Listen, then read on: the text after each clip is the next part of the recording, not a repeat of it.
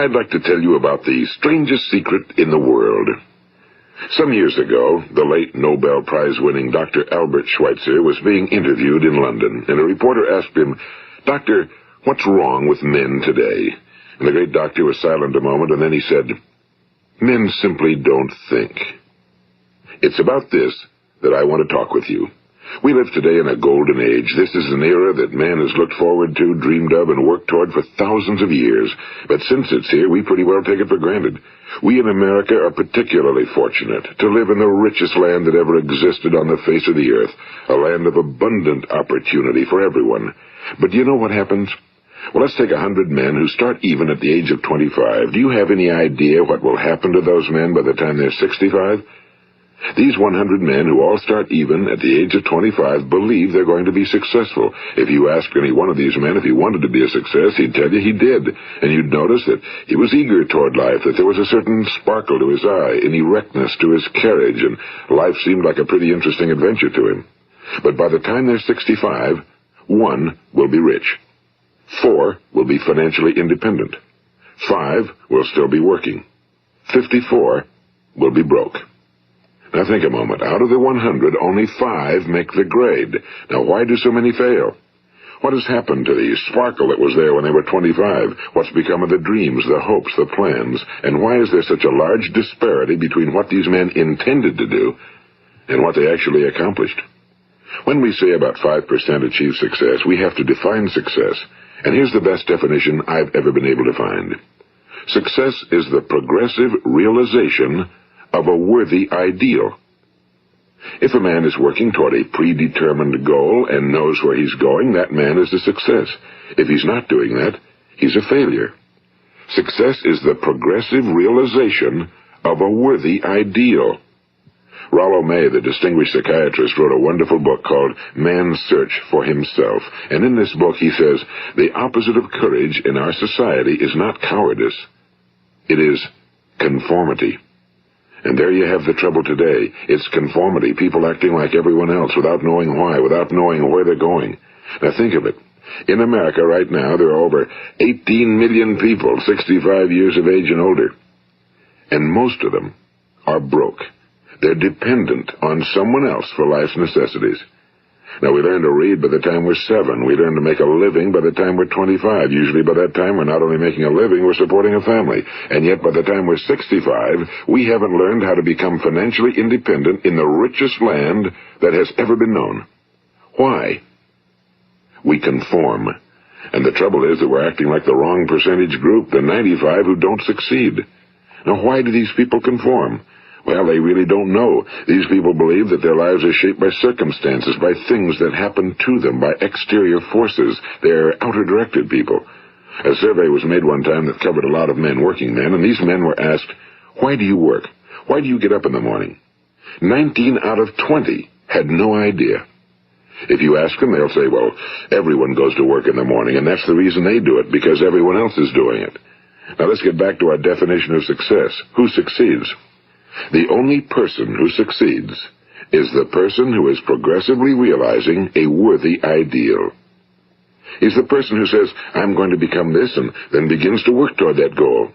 I'll tell you who the successful people are. A success is the school teacher who's teaching school because that's what he or she wants to do. The success is the woman who's a wife and mother because she wanted to become a wife and mother and is doing a good job of it. The success is the man who runs the corner gas station because that was his dream. That's what he wanted to do. The success is the successful salesman who wants to become a top-notch salesman and grow and build with his organization. A success is anyone who is doing deliberately a predetermined job because that's what he decided to do deliberately. But only 1 out of 20 does that. That's why today there isn't really any competition unless we make it for ourselves. Instead of competing, all we have to do is create. You know, for 20 years, I looked for the key which would determine what would happen to a human being. Was there a key I wanted to know which would make the future a promise that we could foretell to a large extent? Was there a key that would guarantee a person's becoming successful if he only knew about it and knew how to use it? Well, there is such a key, and I've found it. Have you ever wondered why so many men work so hard and honestly without ever achieving anything in particular, and others don't seem to work hard and yet seem to get everything? They seem to have the magic touch. You've heard them say that about someone. Everything he touches turns to gold. And have you ever noticed that a man who becomes successful tends to continue to become successful? And on the other hand, have you noticed how a man who's a failure tends to continue to fail? Well, it's because of goals. Some of us have goals, some don't. People with goals succeed because they know where they're going. It's that simple. Think of a ship leaving a harbor, and think of it with the complete voyage mapped out and planned. The captain and crew know exactly where it's going and how long it'll take. It has a definite goal. Now, 9,999 times out of 10,000, it will get to where it started out to get. Now let's take another ship, just like the first, only let's not put a crew on it or a captain at the helm. Let's give it no aiming point, no goal, no destination. We just start the engines and let it go. I think you'll agree with me that if it gets out of the harbor at all, it will either sink or wind up on some deserted beach, a derelict. It can't go anyplace because it has no destination and no guidance, and it's the same with a human being. Take the salesman, for example. There's no other person in the world today with the future of a good salesman. Selling is the world's highest paid profession, if we're good at it and if we know where we're going. Every company needs top-notch salesmen, and they reward those men. The sky's the limit for them. But how many can you find? Someone once said the human race is fixed, not to prevent the strong from winning, but to prevent the weak from losing. The American economy today can be likened to a convoy in time of war. The entire economy is slowed down to protect its weakest link, just as the convoy had to go at the speed that would permit its slowest vessel to remain in formation. That's why it's so easy to make a living today. It takes no particular brains or talent to make a living and support a family today. So we have a plateau of so-called security, if that's what a person's looking for. But we do have to decide how high above this plateau we want to aim. Now let's get back to the strangest secret in the world, the story that I wanted to tell you today. Why do men with goals succeed in life and men without them fail? Well, let me tell you something which, if you really understand it, will alter your life immediately. If you understand completely what I'm going to tell you from this moment on, your life will never be the same again. You will suddenly find that good luck just seems to be attracted to you. The things you want just seem to fall in line, and from now on you won't have the problems, the worries, the gnawing lump of anxiety that perhaps you've experienced before.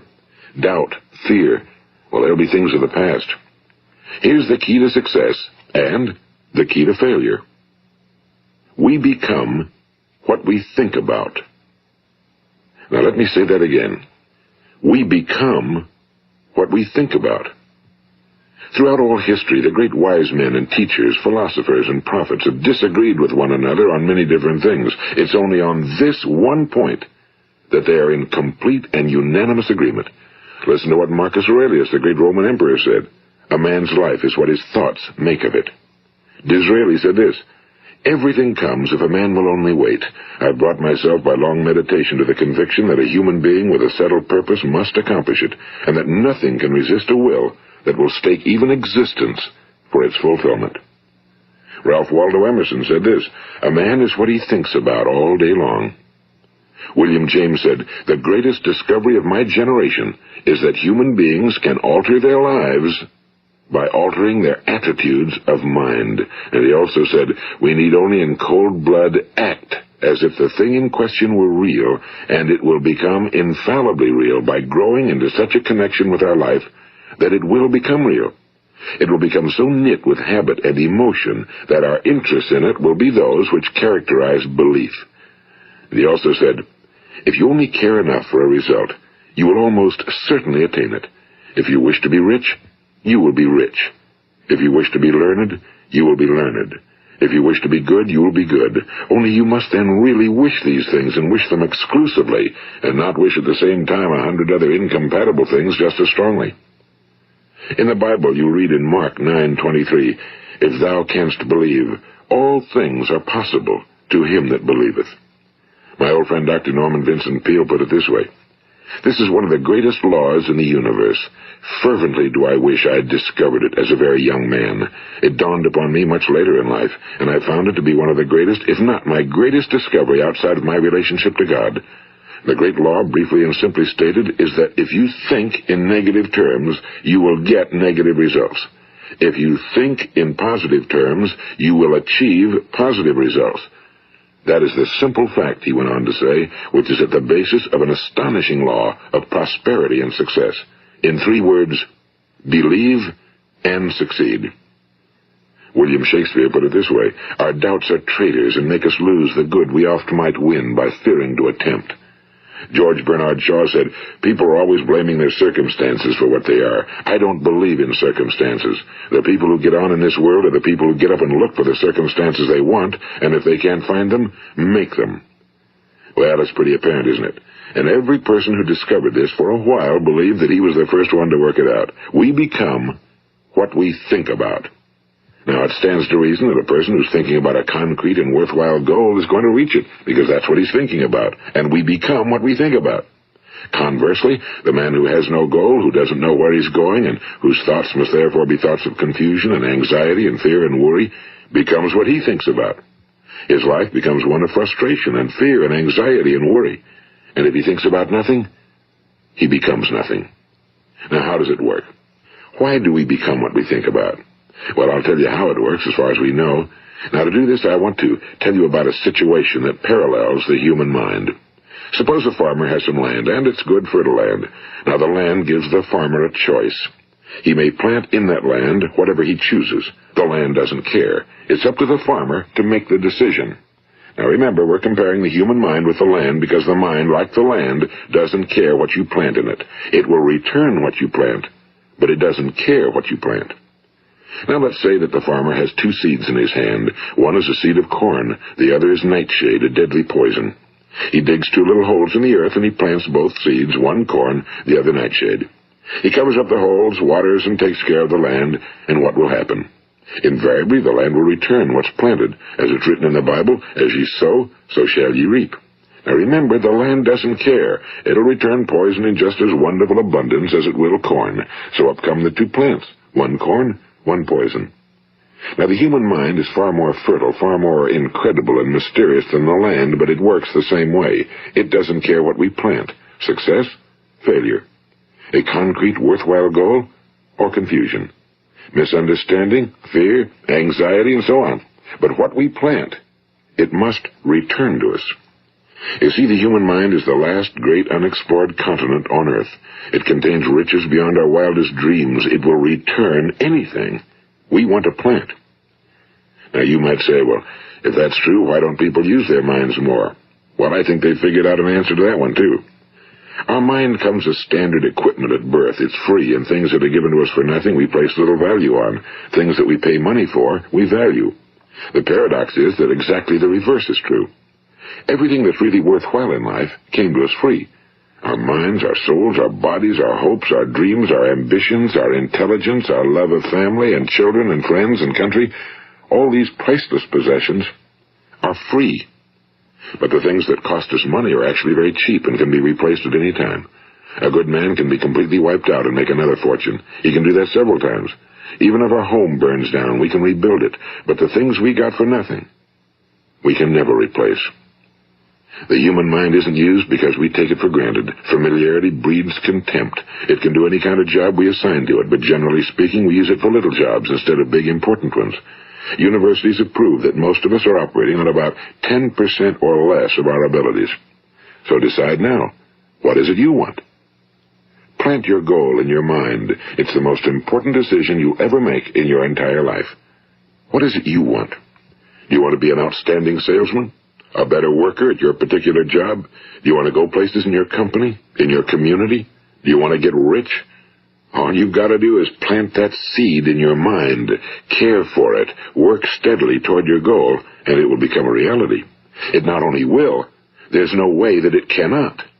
You see, that's a law, like the laws of Sir Isaac Newton, the laws of gravity. If you get on top of a building and jump off, you'll always go down. You'll never go up, and it's the same with all the other laws of nature. They always work. They're inflexible. Think about your goal in a relaxed, positive way. Picture yourself in your mind's eye as having already achieved this goal. See yourself doing the things you will be doing when you've reached your goal. Ours has been called the phenobarbital age, the age of ulcers and nervous breakdowns and tranquilizers. At a time when medical research has raised us to a new plateau of good health and longevity, far too many of us worry ourselves into an early grave trying to cope with things in our own little personal ways without learning a few great laws that will take care of everything for us. These things we bring on ourselves through our habitual way of thinking. Every one of us is the sum total of his own thoughts. He is where he is because that's exactly where he really wants to be, whether he'll admit that or not. Each of us must live off the fruit of his thoughts in the future, because what you think today and tomorrow, next month and next year, will mold your life and determine your future. You're guided by your mind. I remember one time I was driving through eastern Arizona, and I saw one of those giant earth-moving machines roaring along the road at about 35 miles an hour with what looked like 30 tons of dirt in it. A tremendous, incredible machine, and there was a little man perched way up on top with the wheel in his hands guiding it. And as I drove along, I was struck by the similarity of that machine to the human mind. Just suppose you're sitting at the controls of such a vast source of energy. Are you going to sit back and fold your arms and let it run itself into a ditch? Or are you going to keep both hands firmly on the wheel and control and direct this power to a specific, worthwhile purpose? It's up to you. You're in the driver's seat. You see, the very law that gives us success is a two-edged sword. We must control our thinking. The same rule that can lead a man to a life of success, wealth, happiness, and all the things he ever dreamed of for himself and his family. That very same law can lead him into the gutter. It's all in how he uses it, for good or for bad. This is the strangest secret in the world. Now, why do I say it's strange, and why do I call it a secret? Actually, it isn't a secret at all. It was first promulgated by some of the earliest wise men, and it appears again and again throughout the Bible, but very few people have learned it, understand it. That's why it's strange, and why for some equally strange reason it virtually remains a secret. I believe that you could go out and walk down the main street of your town and ask one man after another what the secret of success is, and you probably wouldn't run into one man in a month who could tell you. Now, this information is enormously valuable to us if we really understand it and apply it. It's valuable to us not only for our own lives, but the lives of those around us, our families, employees, associates, and friends. Life should be an exciting adventure. It should never be a bore. A man should live fully, be alive. He should be glad to get out of bed in the morning. He should be doing a job he likes to do because he does it well. One time I heard Grove Patterson, the great late editor-in-chief of the Toledo Daily Blade, make a speech, and as he concluded his speech, he said something I've never forgotten. He said, "My years in the newspaper business have convinced me of several things. Among them, that people are basically good, and that we came from someplace, and we're going someplace. So we should make our time here an exciting adventure. The architect of the universe didn't build a stairway leading nowhere." And the greatest teacher of all, the carpenter from the plains of Galilee, gave us the secret time and time again. As ye believe, so shall it be done unto you. I've explained the strangest secret in the world and how it works. Now, on this side, I want to explain how you can prove to yourself the enormous returns possible in your own life by putting this secret to a practical test. I want you to make a test that will last 30 days. It isn't going to be easy, but if you'll give it a good try, it will completely change your life for the better. Now, back in the 17th century, Sir Isaac Newton, the English mathematician and natural philosopher, gave us some natural laws of physics which apply as much to human beings as they do to the movement of bodies in the universe. And one of these laws is that for every action, there is an equal and opposite reaction. Simply stated, as it applies to you and me, it means we can achieve nothing without paying the price. The results of your 30-day experiment will be in direct proportion to the effort you put forth. To be a doctor, you must pay the price of long years of difficult study. To be successful in selling, and remember that each of us succeeds to the extent of his ability to sell. Selling our families on our ideas, selling education in schools, selling our children on the advantages of living the good and honest life, selling our associates and employees on the importance of being exceptional people. To, of course, the profession of selling itself. But to be successful in selling our way to the good life, we must be willing to pay the price. Now, what is that price? Well, it's many things. First, it's understanding emotionally, as well as intellectually, that we literally become what we think about, that we must control our thoughts if we're to control our lives. It's understanding fully that as ye sow, so shall ye reap. Second, it's cutting away all fetters from the mind and permitting it to soar as it was divinely designed to do. It's the realization that your limitations are self-imposed and that the opportunities for you today are enormous beyond belief. It's rising above narrow-minded pettiness and prejudice. And third, it's using all your courage to force yourself to think positively on your own problem, to set a definite and clearly defined goal for yourself, to let your marvelous mind think about your goal from all possible angles, to let your imagination speculate freely upon many different possible solutions, to refuse to believe that there are any circumstances sufficiently strong to defeat you in the accomplishment of your purpose, to act promptly and decisively when your course is clear, and to keep constantly aware of the fact that you are, at this moment, standing in the middle of your own acres of diamonds, as Russell Conwell used to point out. And fourth, save at least 10% of every dollar you earn. It's also remembering that no matter what your present job, it has enormous possibilities, if you're willing to pay the price. Now let's just go over the important points in the price each of us must pay to achieve the wonderful life that can be ours. It is, of course, worth any price. 1. You will become what you think about. 2. Remember the word imagination and let your mind begin to soar. 3. Courage. Concentrate on your goal every day. 4. Save 10% of what you earn. And 5. Action. Ideas are worthless unless we act on them. Now, I'll try to outline the 30-day test I want you to make. Keep in mind that you have nothing to lose by making this test and everything you could possibly want to gain. There are 2 things that may be said of everyone. Each of us wants something, and each of us is afraid of something.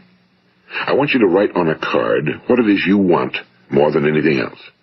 It may be more money. Perhaps you'd like to double your income or make a specific amount of money. It may be a beautiful home. It may be success at your job. It may be a particular position in life. It could be a more harmonious family. Each of us wants something.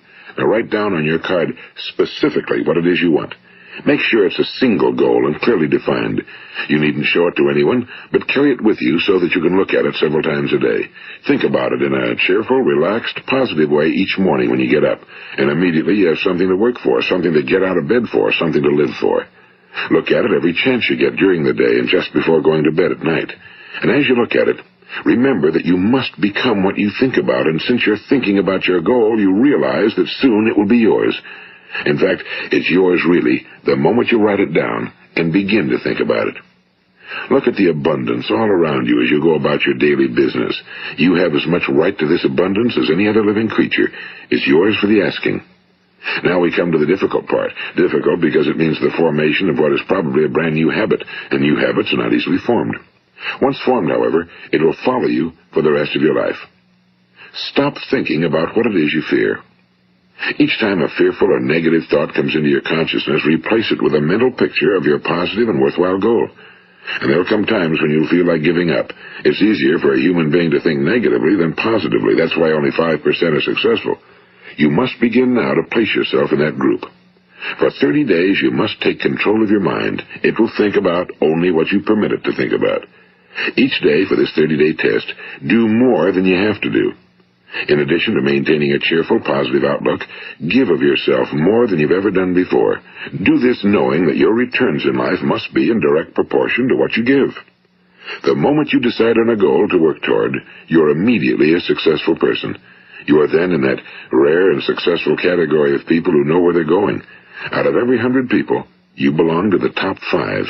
Don't concern yourself too much with how you're going to achieve your goal. Leave that completely to a power greater than yourself. All you have to do is know where you're going. The answers will come to you of their own accord and at the right time. Remember these words from the Sermon on the Mount, and remember them well. Keep them constantly before you this month of your test. Ask, and it shall be given you. Seek, and ye shall find. Knock, and it shall be opened unto you. For every one that asketh receiveth, and he that seeketh findeth, and to him that knocketh it shall be opened. It's as marvelous and as simple as that. In fact, it's so simple that in our seemingly complicated world, it's difficult for an adult to understand that all he needs is a purpose and faith. For 30 days, Do your very best. If you're a salesman, go at it as you've never done before, not in a hectic fashion, but with the calm, cheerful assurance that time well spent will give you the abundance in return you deserve and want. If you're a homemaker, devote your 30-day test to completely giving of yourself without thinking about receiving anything in return, and you'll be amazed at the difference it makes in your life. No matter what your job, do it as you've never done it before for 30 days.